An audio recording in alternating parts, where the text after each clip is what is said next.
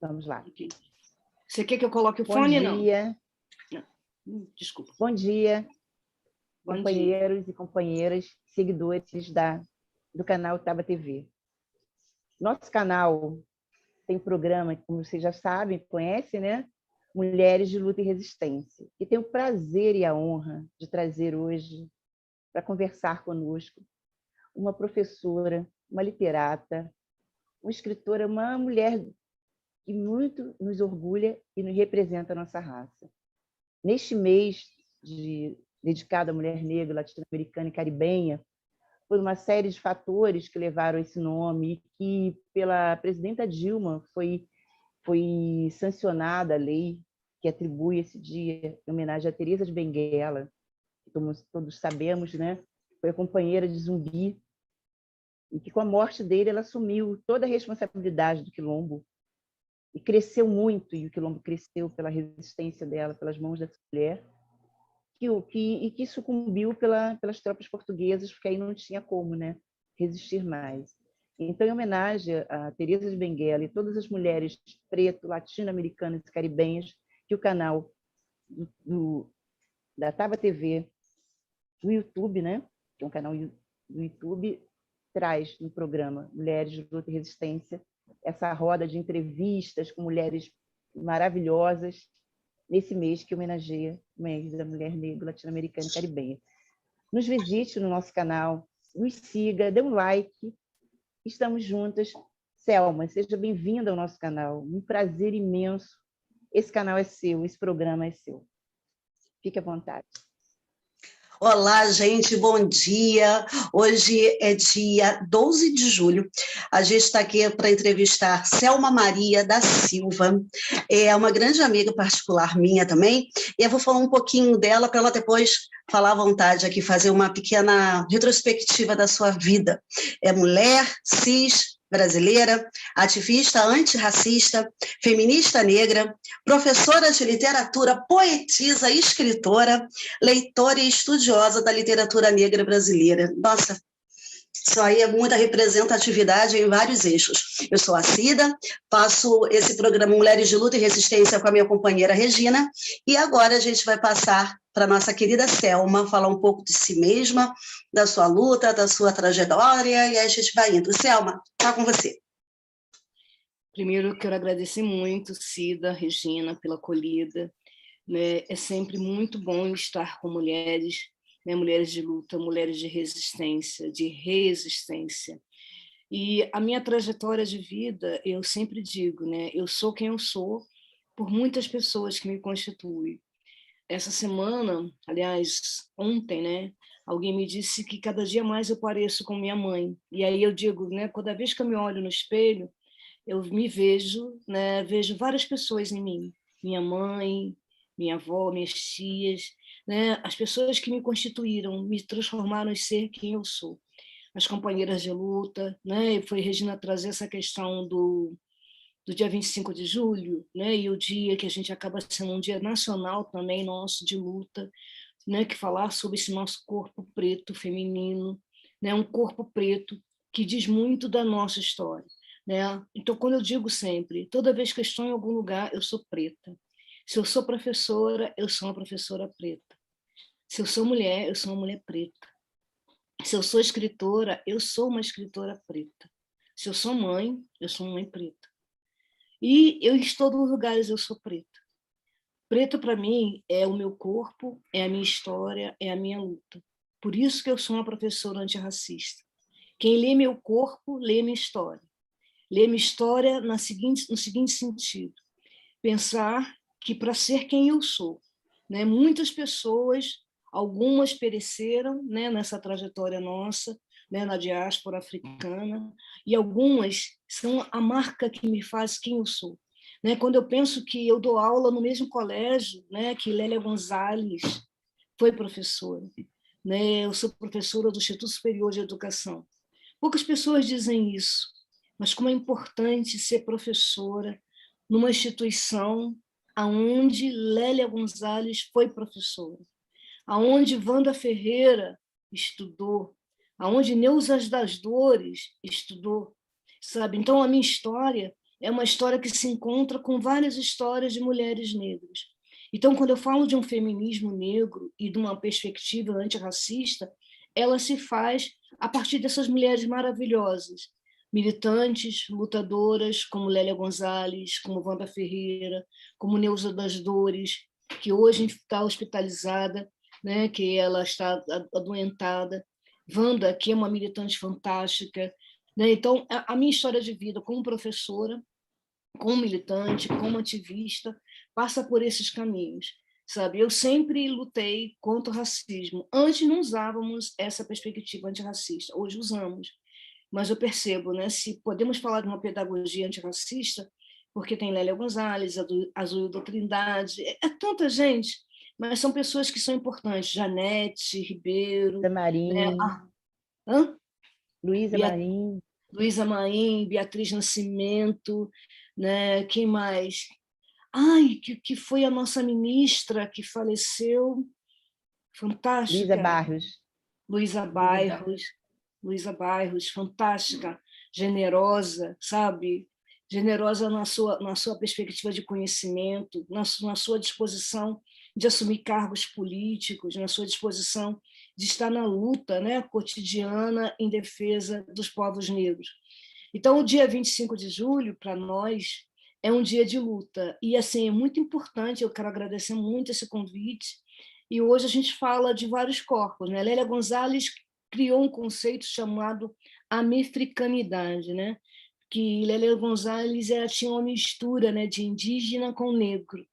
Então, trazer essa perspectiva é maravilhosa, né? Essa maravilhosa que eu digo no sentido de dizer que os nossos corpos falam de outros corpos, né, tão negros ou tão oprimidos e esquecidos por alguns, que são o corpo das mulheres indígenas, das várias etnias que existem. E Lélia já falava sobre isso na década de 80, né, quando ela cunha o conceito chamado americanidade.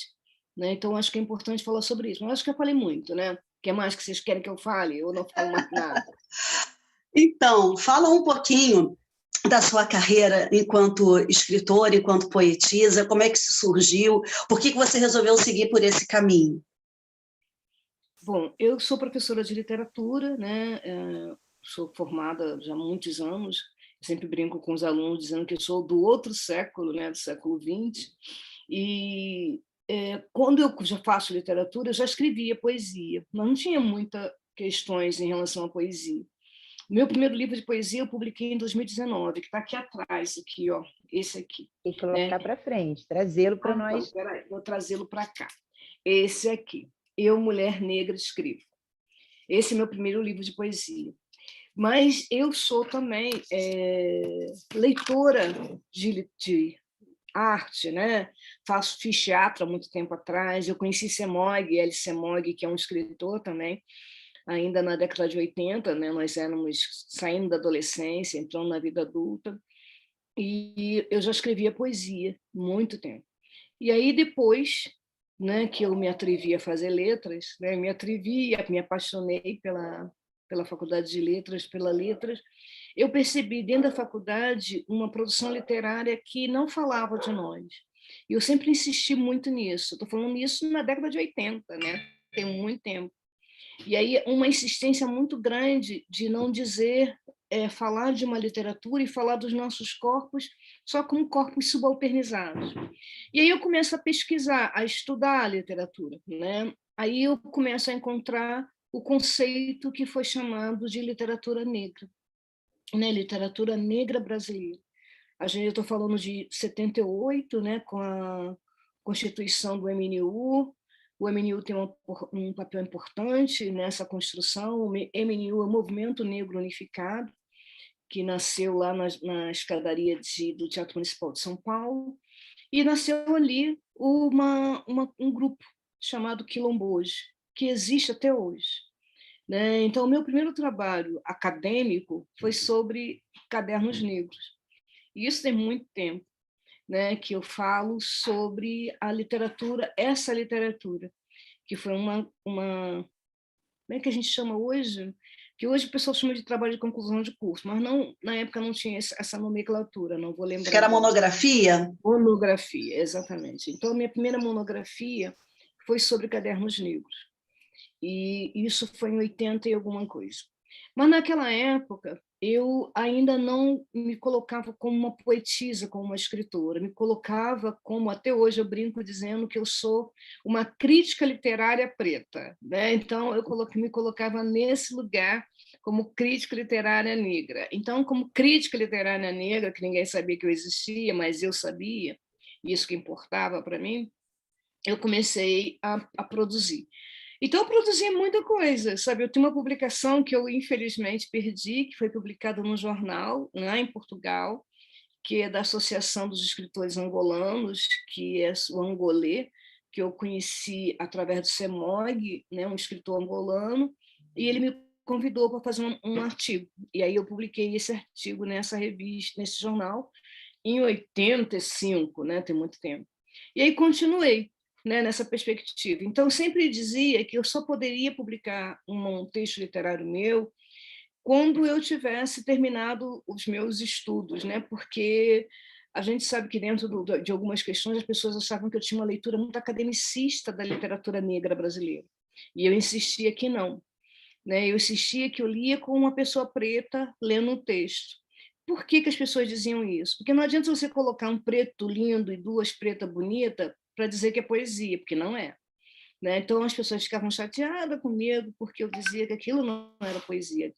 Gente, eu vou tentar tirar o som daqui, desculpa.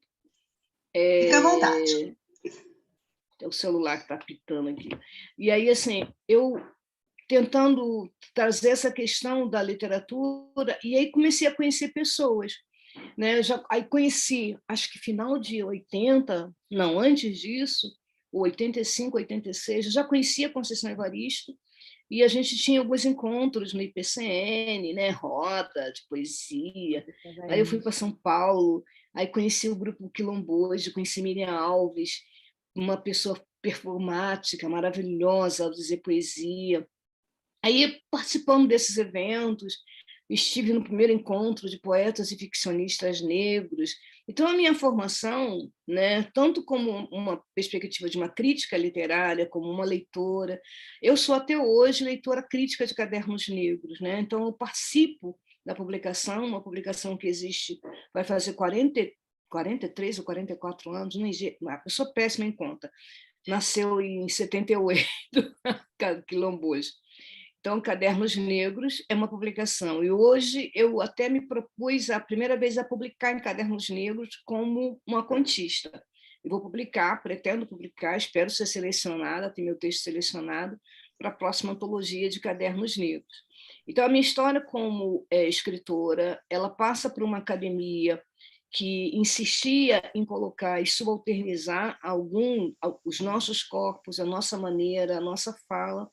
E aí tem um prefácio de Cadernos Negros, que é Cadernos Negros 4, que eu aqui estou falando para quem quer ler, conhecer a literatura negra brasileira, que é de autoria de Lélia Gonzalez. Esse prefácio é maravilhoso, sabe? Então, é importante perceber que eu sou quem eu sou, enquanto escritora, enquanto poeta, enquanto contista, porque sou formada no ativismo, na militância.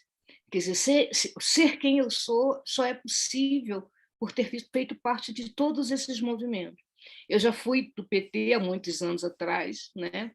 Eu ajudei a refundar, junto com outras pessoas, um núcleo de negros e negras do PT.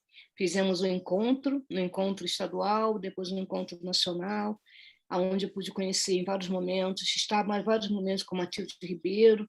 Matilde também é uma pessoa importante no meu processo de me pensar enquanto uma feminista negra, né? E a gente teve vários encontros para discutir isso.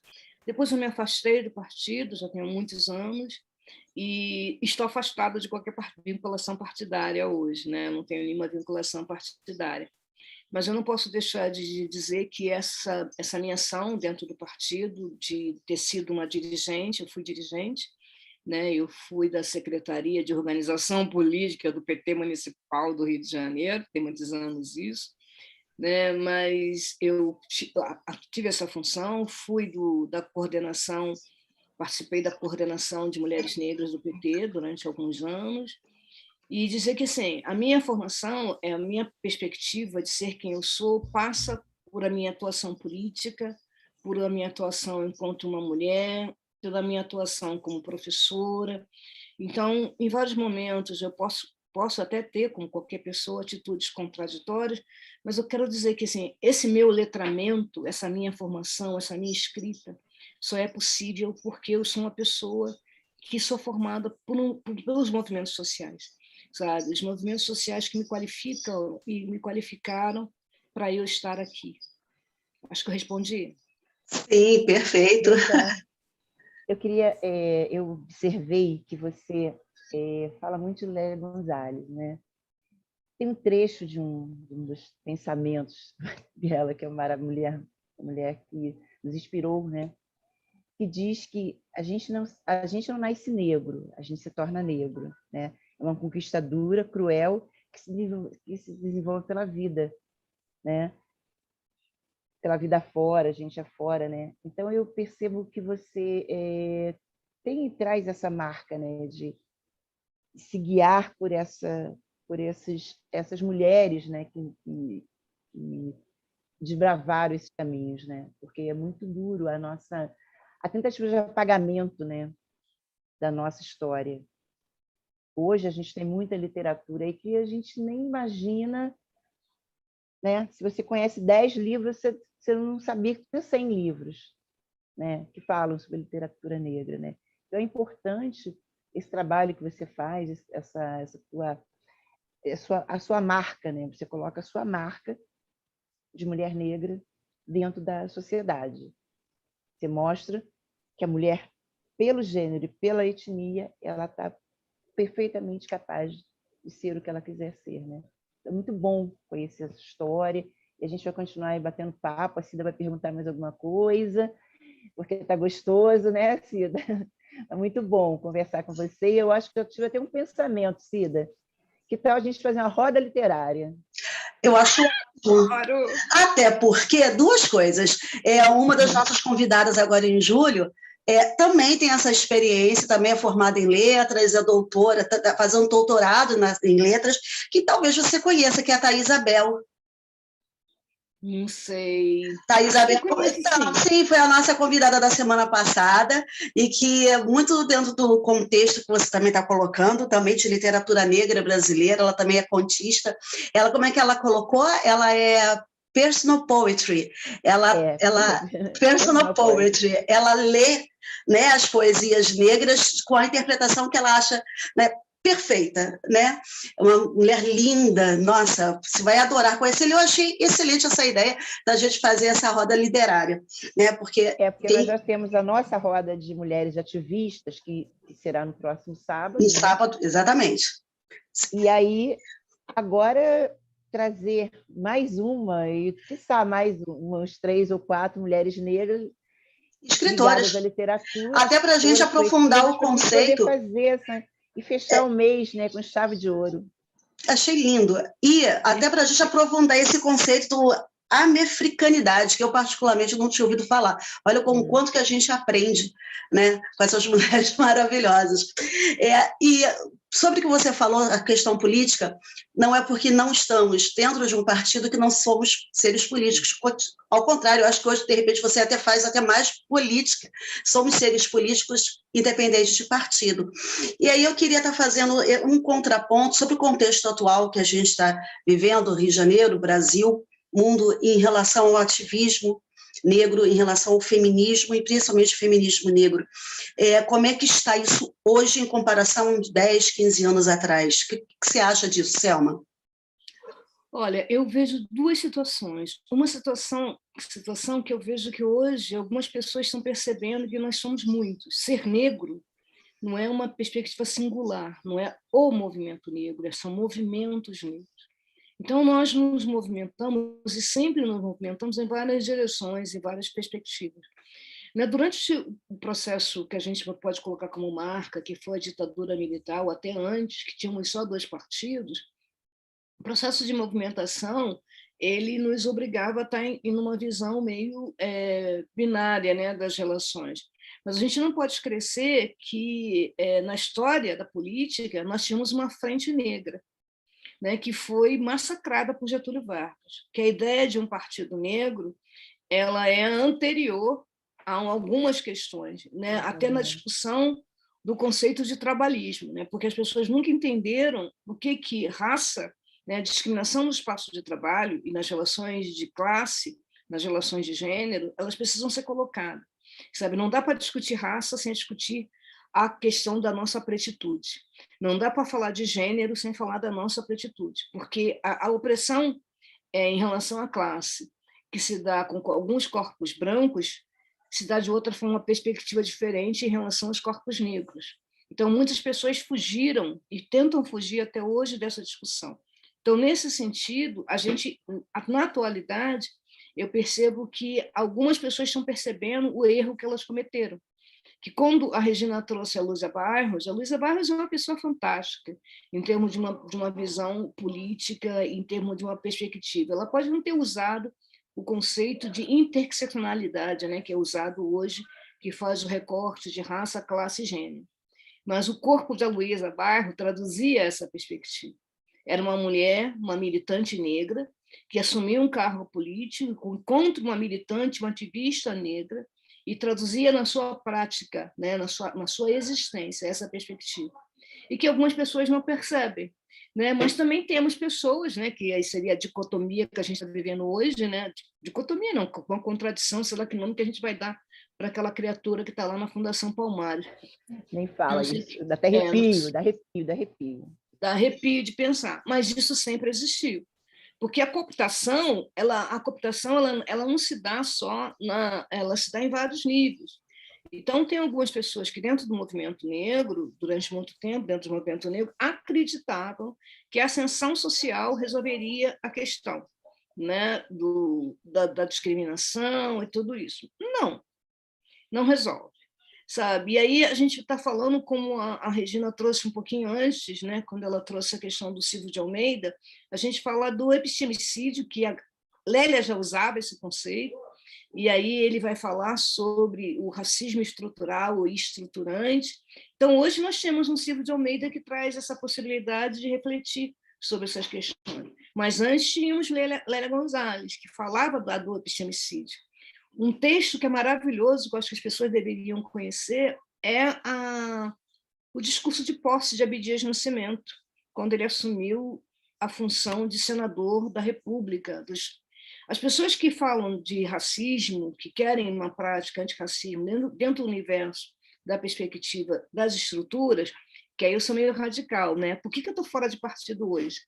Eu não consigo me perceber dentro de um Senado que não me contempla. As estruturas políticas que hoje existem, no meu entendimento, elas nunca contemplaram, melhor dizendo, os corpos negros e os corpos indígenas e outros corpos. Porque só de olhar, né, quem está lá ocupando, né, cadeiras no Senado, na Câmara dos Deputados, nas câmaras legislativas, né, dos municípios do Estado, são, em sua maioria, corpos brancos ou corpos que se percebem como brancos, né, que se percebem dessa forma. Então, a gente precisa, por exemplo, aí o movimento, hoje, tem um movimento, e aí vem um conceito que é novo, que é de uma professora lá da Bahia, a Ana Lu, que ela fala de reexistência, e não resistência, é reexistência. Porque a nossa história política, ela começa quando se cria, no meu entendimento, quando a gente fomos capturados lá no solo africano. Sempre houve resistência. Se hoje nós podemos falar de corpos negros, é porque essas pessoas não desistiram de lutar. E aí elas usaram estratégias de recuo, né? Ficaram de tocaia para poder continuar. Porque precisaram fazer isso, que senão iam ser não só vítimas, né, do genocídio dos seus corpos, mas também do epistemicídio. E isso não conseguiram tirar da gente.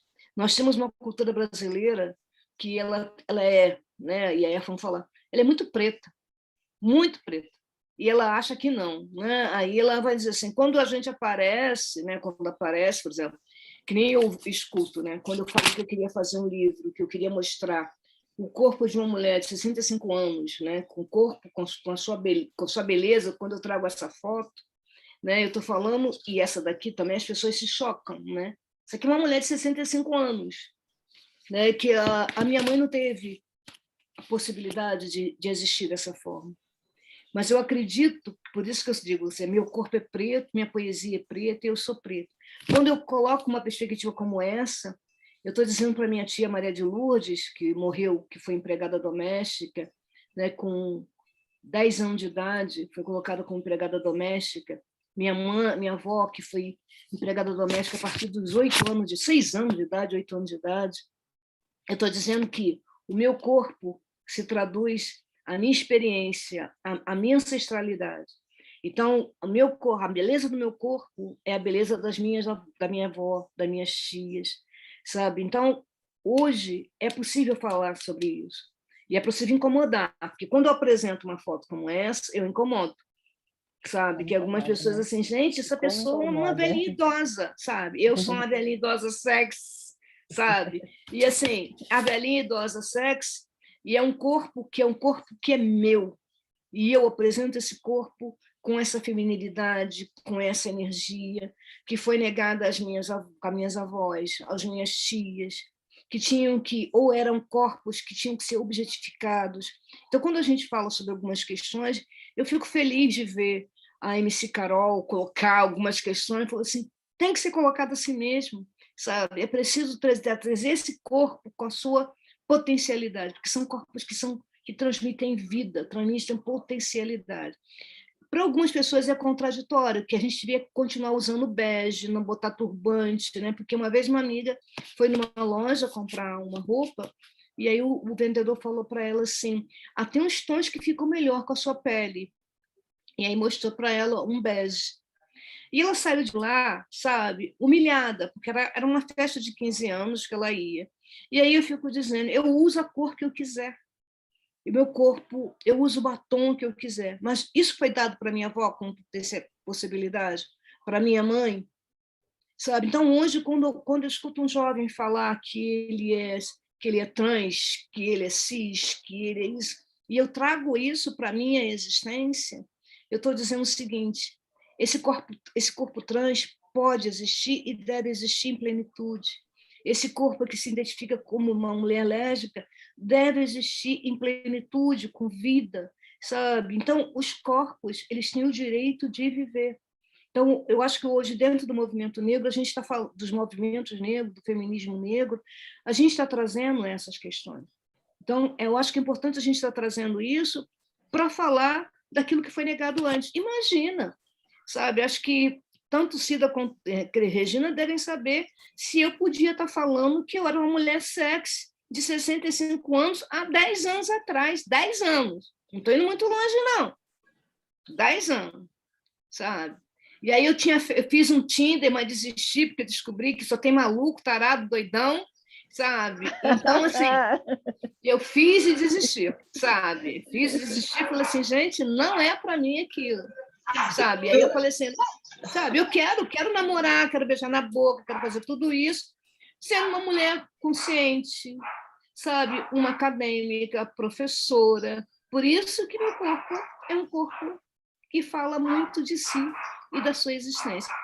Acho que respondi mais ou menos, né, Cida? Muita coisa, mas eu acho que a Regina tem muito a colaborar com a sua fala. Não, assim, eu vi você falando, né, dessa nossa não representatividade, subrepresentatividade, por exemplo, no parlamento, né? Porque, assim, não adianta também colocar mais negros na política se ele não tiver a consciência do que ele é e se ele não puder devolver para a raça a sua contribuição enquanto homem e mulher negra. Isso eu tenho esse conceito bem fundamentado, né, de pensar que é isso, né? Você não adianta. Você vai colocar, a gente sabe que até destrói a luta. Ela não constrói. A gente sabe que o caso daquele representante, que não se deve falar o nome, tá, da Fundação Palmares, tem nomes que não se deve falar para não atrair energia negativa. Energias negativas, eu costumo falar assim, alguns nomes eu me recuso a falar. nesse contexto, ele é a parte, mas ele é uma parte que ele vem reproduzindo isso através de outros artistas, outras personalidades negras que nunca contribuíram para a luta negra. Muito pelo contrário, casa-se com uma branca, não tenho nada contra. Homem, eu acho que as raças, elas são, todos somos seres humanos, não faço nenhum discurso contra. Eu só digo assim, até que ponto as pessoas procuram negar a sua raça, negar a sua tom de pele, né? Indo casar com pessoas de pele mais clara, porque dizer que o brasileiro é branco Nós temos uma raça que é uma mistura de tantas teias, de tantas, né? Dessa travessia que nós fizemos do Atlântico, do oceano até chegar aqui, aos dias atuais, nós misturamos muito, né? Então, o brasileiro não tem uma raça, pode dizer, eu sou branco. Não, eu sou de pele clara. É o que eu vejo, né? Dentro desse nosso contexto. E aí você tem essa sua ligação hoje, não ligação com o partido, né, Selma, é a sua visão política e a sua contribuição, que você não vai estar atrelada a regras, né, que os partidos às vezes nos impõem.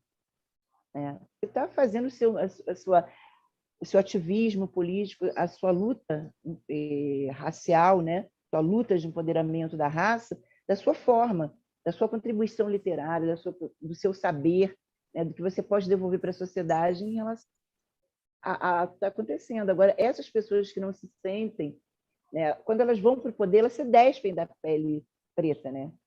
Elas se olham no espelho, elas não se veem mais como mulher preta, homem preto, porque subiu um patamar, né, mesmo de cultura.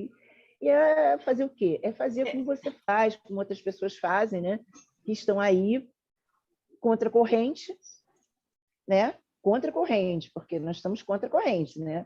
Contra a correnteza, estamos nadando contra a correnteza. Então, mas tem que existir muito mais Selmas, tem que existir muito mais Luísa Barros, tem que existir muito mais Lélia Gonzalez, tem que ir reproduzindo essas mulheres.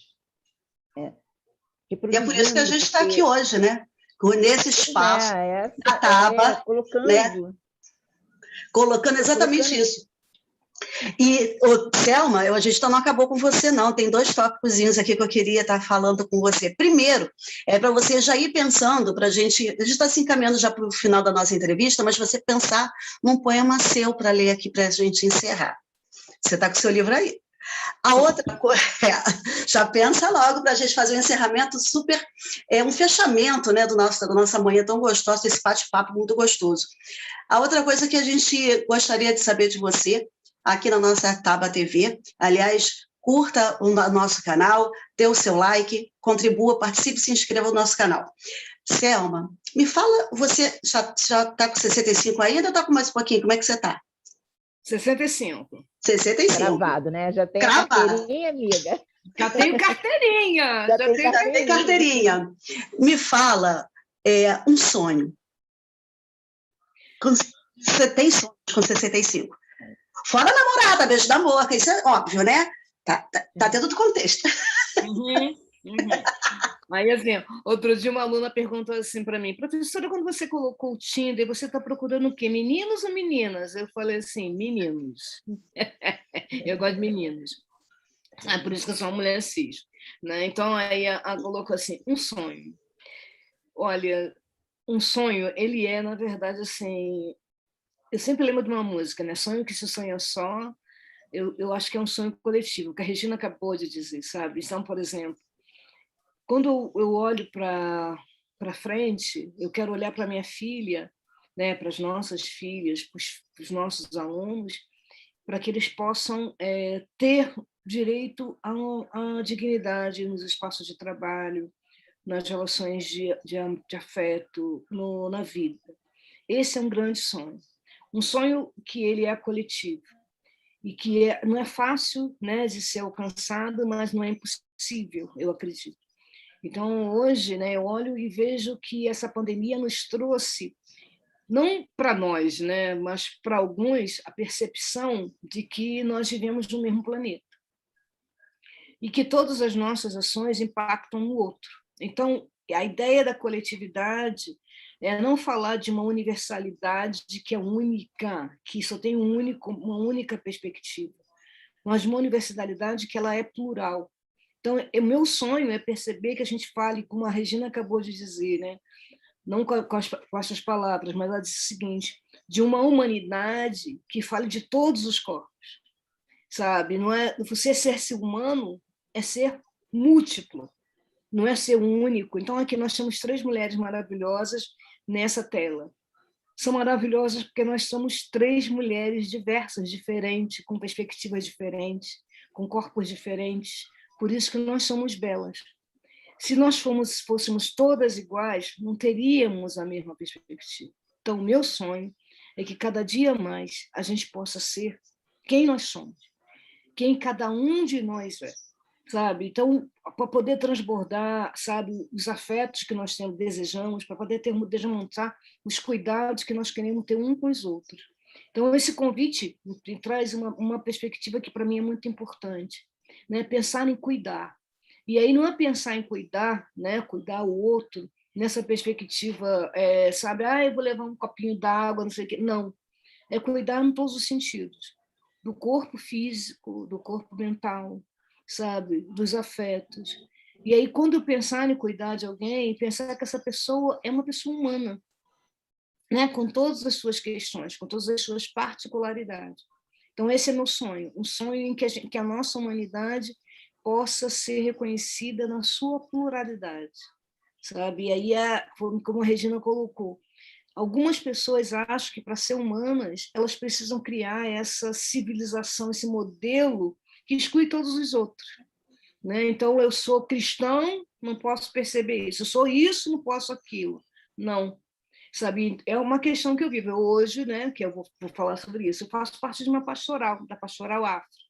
É fácil ser da pastoral afro dentro de uma igreja católica? Sabe? Nada fácil. Mas, como eu sou preta em todo lugar, eu sou preta também dentro da igreja católica, né? Não podia deixar de não ser. Mas escuto situações onde as pessoas se incomodam, né? Alguns não dizem, como é que você pode, uma mulher inteligente, não ser católica? Tá? Sabe o que a igreja fez? Eu sei que o que a igreja é enquanto instituição, e ela hoje ainda merece ser criticada, e eu sou crítica a várias questões, mas a minha fé tem uma outra perspectiva, né? Como que ela se constrói, como que eu vivo ela cotidianamente. Então, dói não, eu me revolto escutar um padre que não vai dizer que não vai usar máscara, que não sei o que, não sei o que lá, não sei o que lá, sabe?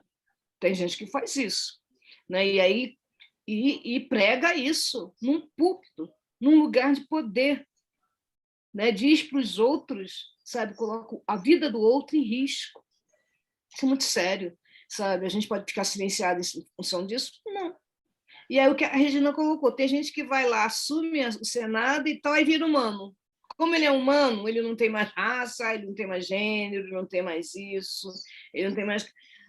Eu sou humana, sou preta, sou mulher, sabe? Sou professora, e aí se me pedirem para ser humana e negar tudo que eu sou, então, cara, sabe? Não sei que humanidade é essa.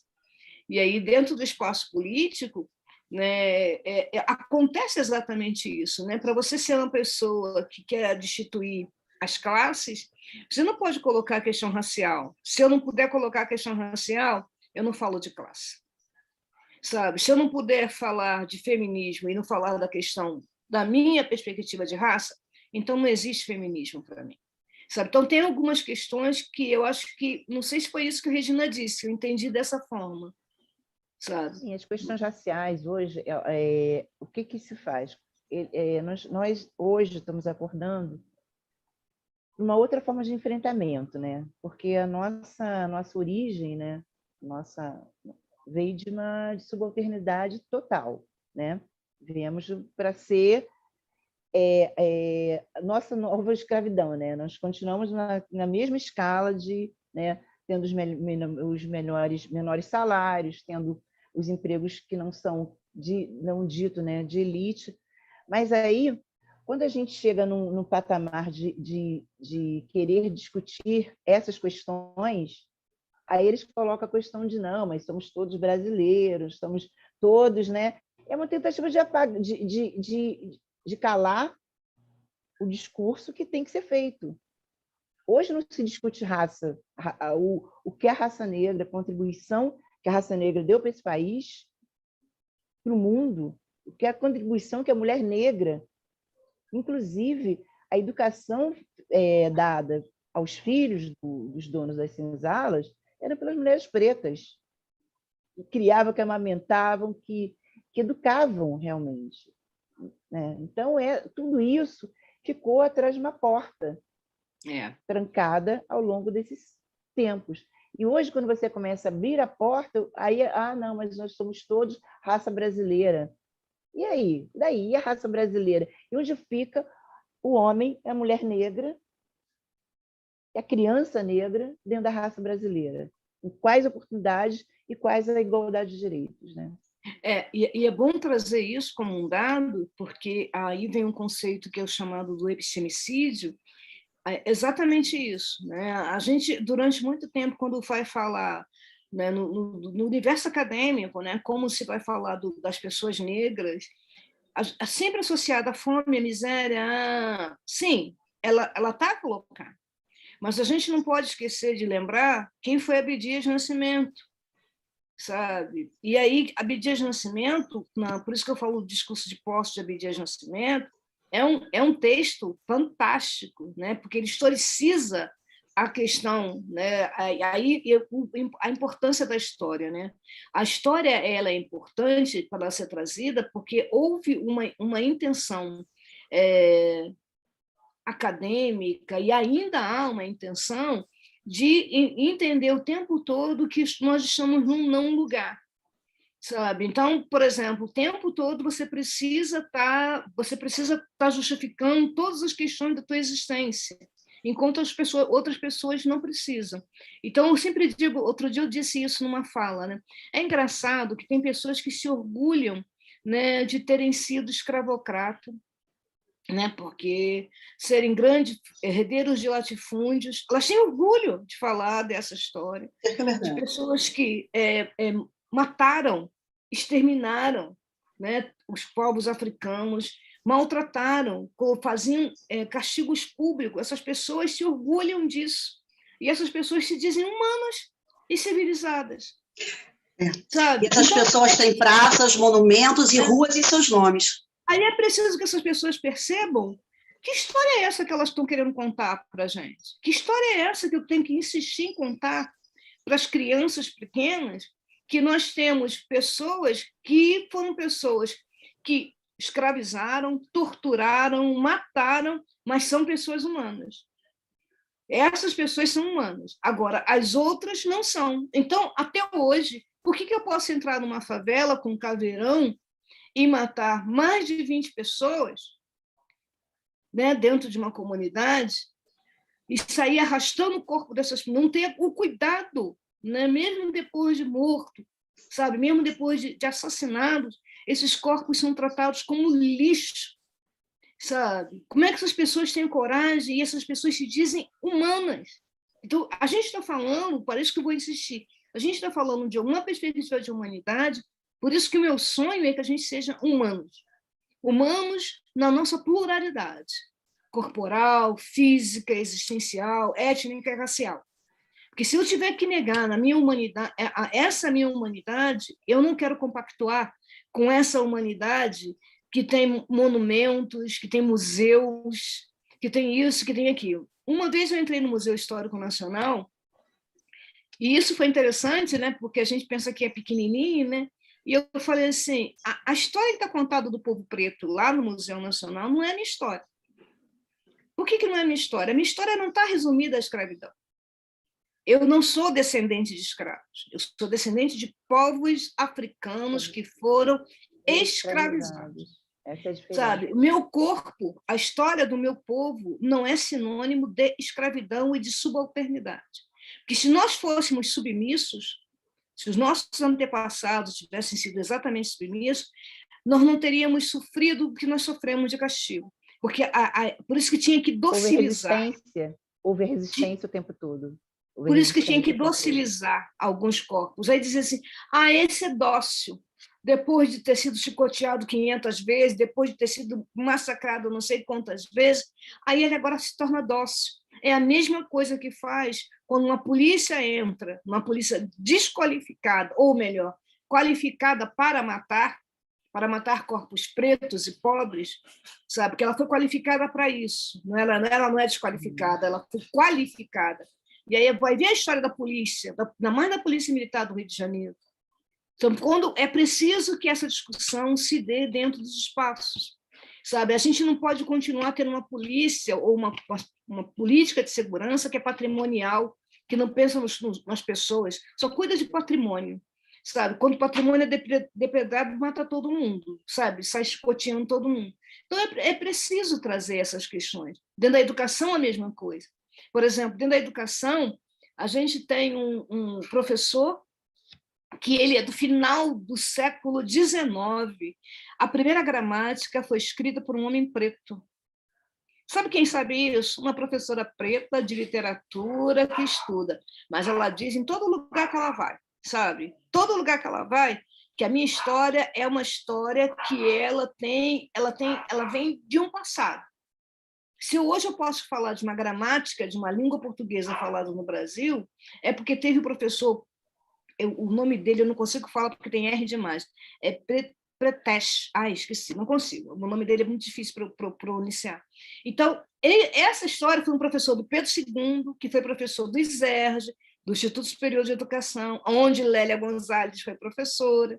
Então, quando você falar da história da educação brasileira, como a Regina acabou de falar, não só a história, né, não só a educação que foi feita nos lares, mas a educação dentro das instituições foi promovida, foi construída por educadores negros, pedagogos e pedagogas negras.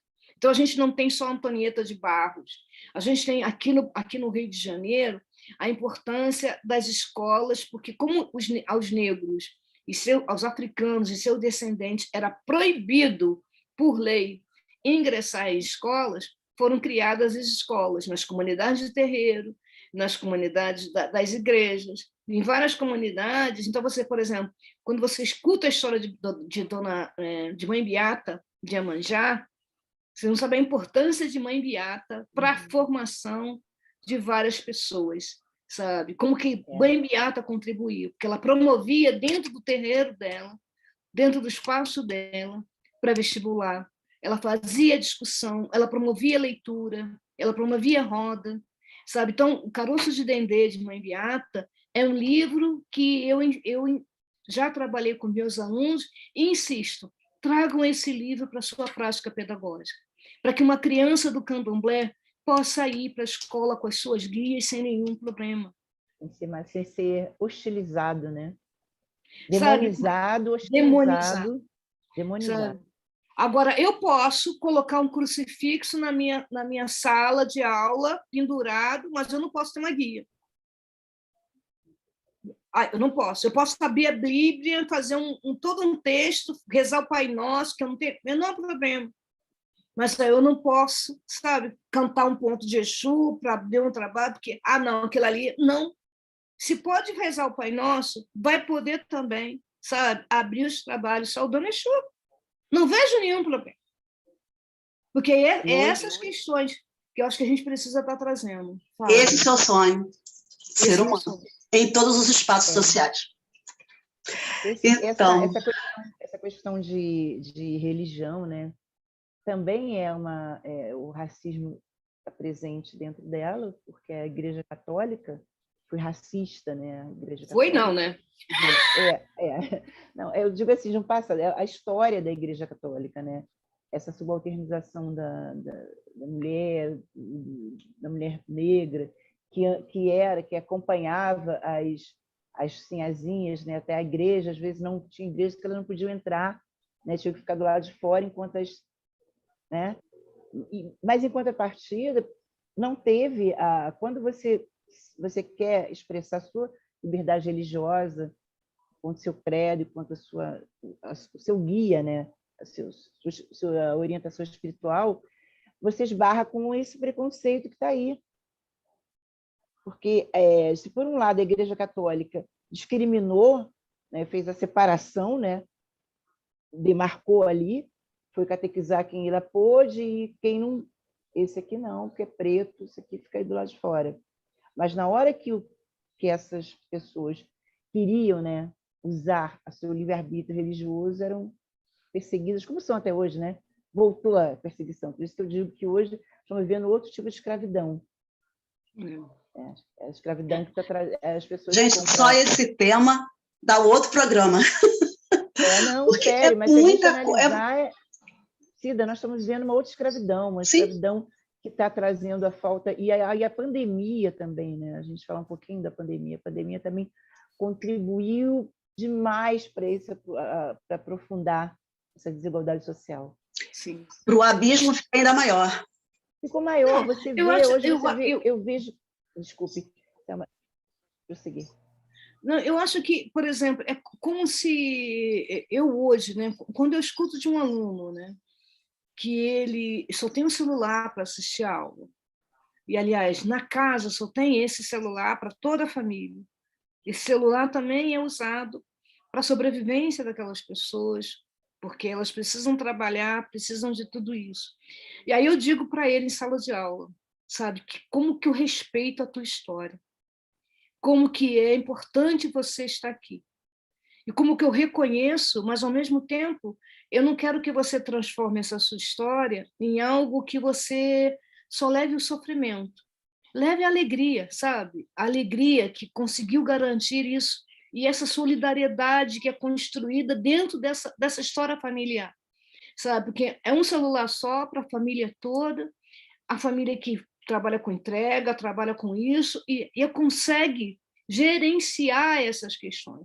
Mas essa história é muito uma história de alguns povos, né? Porque, por exemplo, quando eu digo que meu corpo hoje traduz a história das minhas tias, das minhas avós, eu não trabalhei como empregada doméstica, mas minha avó foi empregada doméstica, minha mãe foi empregada doméstica, sabe? E aí, quando eu escuto, né, da moça que faz a faxina para mim, às vezes aqui em casa, ela dizer para mim assim: eu gosto do que eu faço e eu quero esse lugar.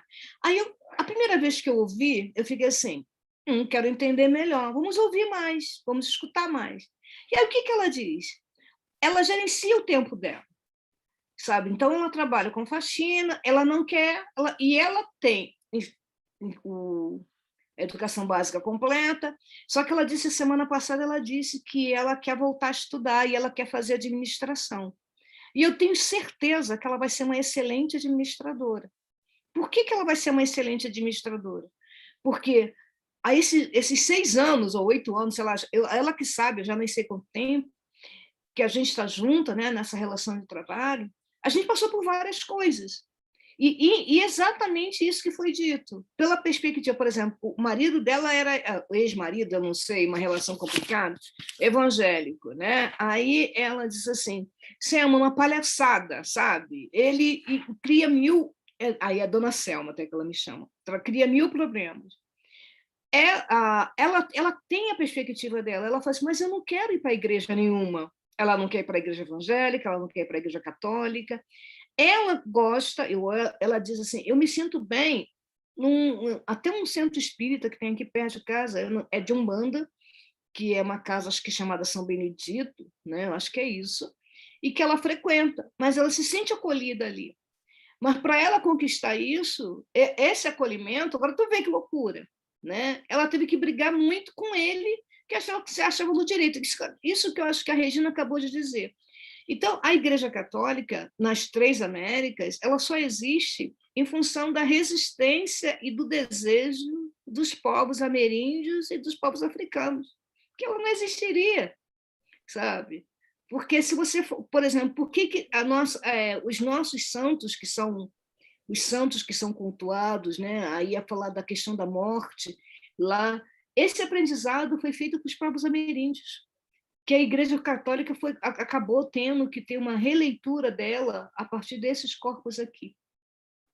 E aí vem, além dessa questão desses corpos, a própria construção arquitetônica, sabe? Então, quando a gente olha para a arquitetura, né, desses espaços, a mão negra presente, a perspectiva dos índios presente, sabendo como que vai colocar no morro, como não vai colocar por causa da posição do vento. Então, são esses conhecimentos que eu acho que as pessoas precisam estar trazendo, que essas construções são construções coletivas, sabe? Então, se existe hoje um catolicismo no Brasil e nas três Américas, e por mais que a gente... E aí foram silenciados em alguns momentos, por exemplo, tiveram que virar capelinha em alguns lugares, foram expulsos daqui em alguns lugares, porque o poder bélico do outro era maior, e não por causa da questão da organização, sabe? Por causa do poder, muitas das vezes, econômico e bélico. Esse poder bélico que é usado para invadir as comunidades, as favelas, para expulsar pessoas. Esse poder que é perigoso para alguns corpos.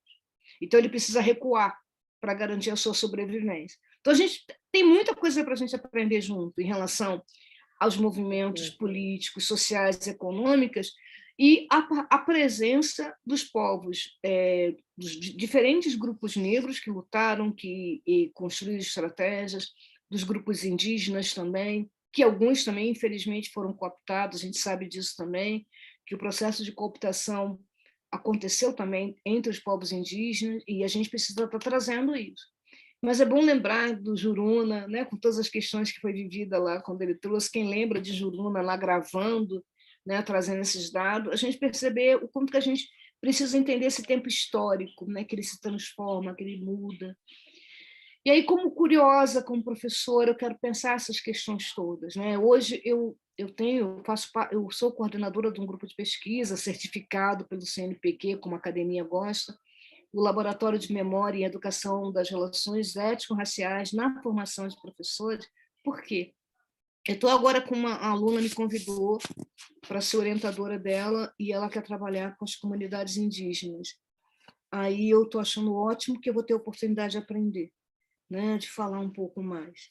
Tem uma outra que está querendo trabalhar a questão da literatura infantil, né, e a formação de professores, e uma perspectiva antirracista. Então, a gente precisa estar trazendo algumas questões, sabe? Trazer para poder questionar, para a gente poder trazer e desmontar esse lugar que querem colocar, essas marcas que querem colocar nos corpos negros.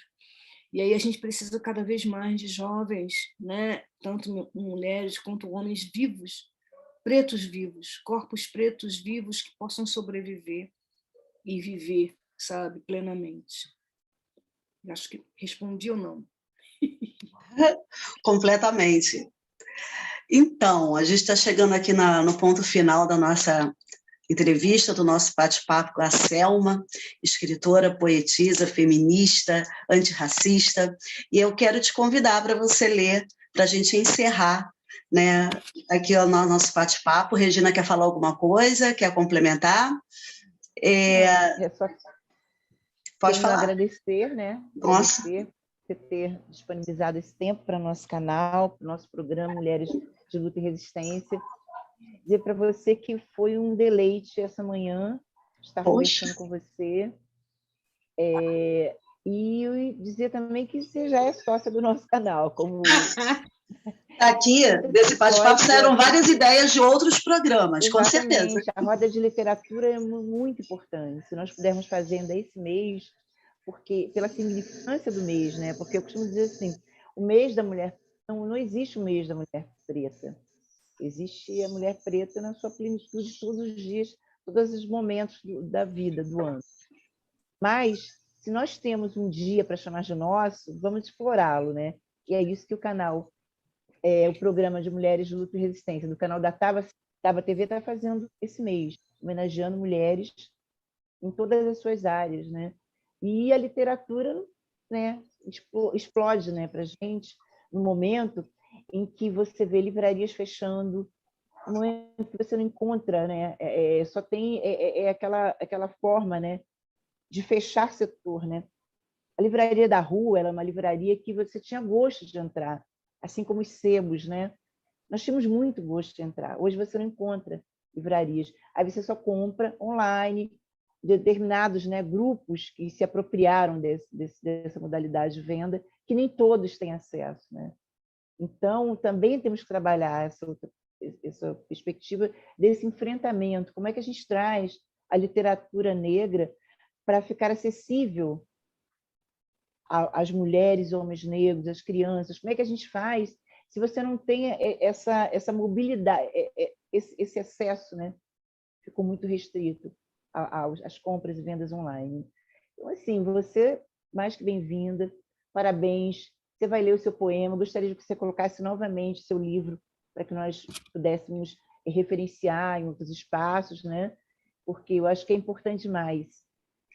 Você, Silvio, Janila Ribeiro, a Ana Cotirê, uma outra também que agora que faz parte desse ciclo, né, de literatura, de pensar, colocar, né, as questões do racismo como uma forma de você entender como é que ele começou, de onde ele veio, né?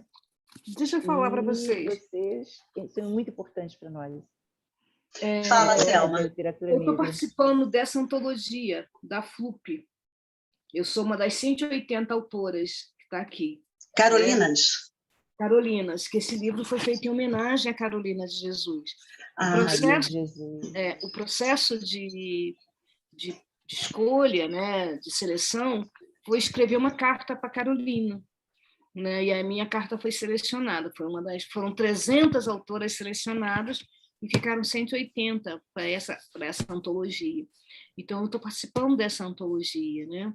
Tem uma outra antologia também, que é uma escritora fantástica, que é de Rio Grande do Norte, é esse livro, Escritura Negra às Marcas, que foi feito em homenagem também a...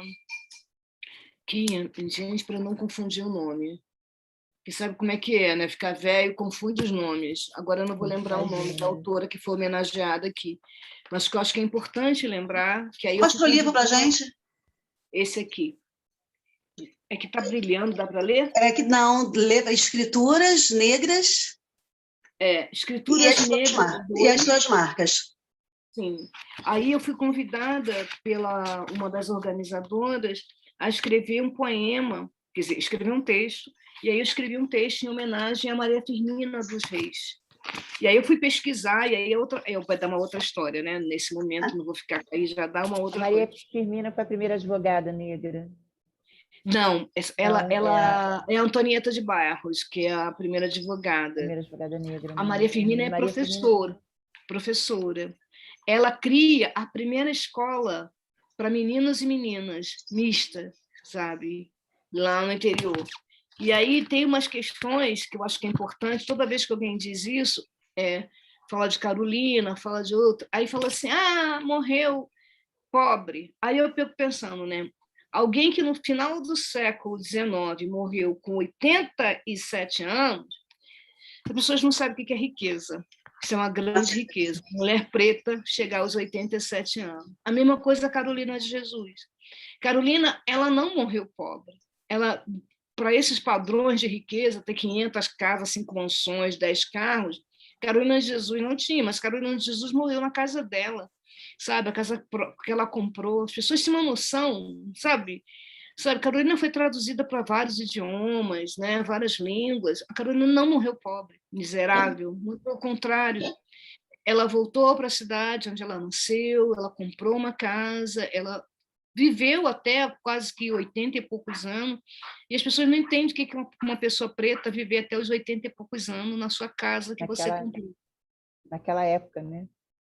E assim, é muito assim, a noção de riqueza para alguns é muito complicado, sabe? Você nascer, ser alfabetizada, se for professora, fundar a primeira escola mista no Brasil para meninos e meninas, e aí morreu na miséria. Não, sabe? A miseráveis são vocês que têm 500 casas e moram num só, sabe? Esses são os miseráveis, na minha opinião. Bom, mas aí vamos ler poesia? Vamos, e ao final eu quero que você diga para a gente como é que a gente faz para adquirir o seu livro. Tá.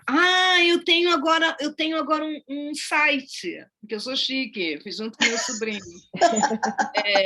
O site é selmariaescritora.com. Selmaria. Maria. Escritora. Vou escrever aqui. .com.br, que é um site. E lá vocês podem adquirir o livro, né? Ele está à venda.